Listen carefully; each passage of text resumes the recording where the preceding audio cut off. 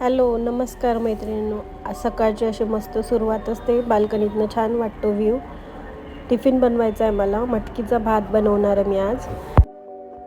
त्यासाठी साहित्य आपल्याला कांदे, टोमॅटो, भाज्या ज्या आवडीनुसार असतील त्या कापून घ्यायच्या आणि तांदूळ, मटकी मोड आलेली मी ठेवून दिली होती आधीच तयार करून.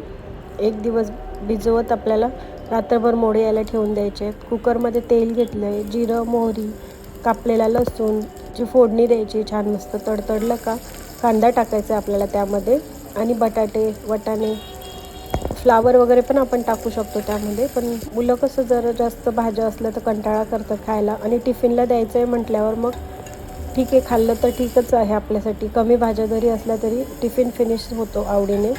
मटकी त्यात हेल्दी आहेच म्हणून दुसरं काही टाकायची एक्स्ट्रा गरज नाही आपल्याला.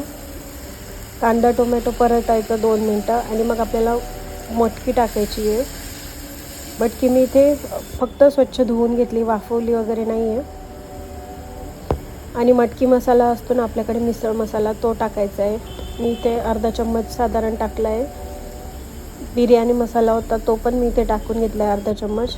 थोडंसं लाल तिखट, हळद टाकायचं आहे आपल्याला आणि छान मिक्स करून घ्यायचं आहे.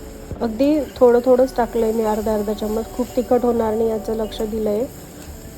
आणि मस्त मिक्स करून 2 मिनटं मटकी वाफवून घ्यायची आहे तेलामध्ये, म्हणजे मसाले एकत्र होतात छान. स्वच्छ धुतलेला बासमती राईस घेतला आहे, तो धुवून घेतला. न भिजवता मी डायरेक्ट स्वच्छ धुवून घेतला आहे. कुकरमध्ये लावताना भिजवायची गरज नसते आपल्याला. चवीपुरतं मीठ ॲड करायचं आहे वरतून.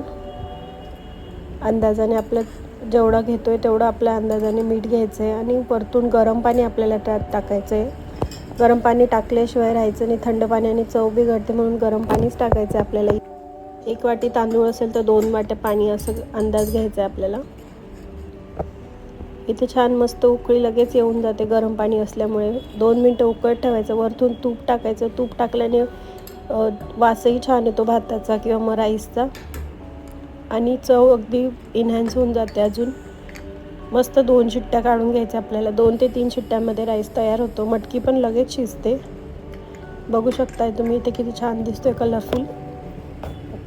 वरतून कोथिंबीर टाकली भरपूर आणि मिक्स करून आपल्याला टिफिनला पॅक करायचं आहे. किंवा मग असंच तुम्ही रायता वगैरे बनवून, बुंदीचा रायता, काकडी कुकुंबरचा रायता बनवून खाऊ शकता.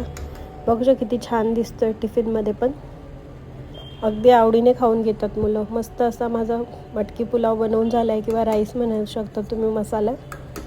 कसं वाटलं मला नक्की सांगा. Thank you for watching. Bye. Please do like, subscribe.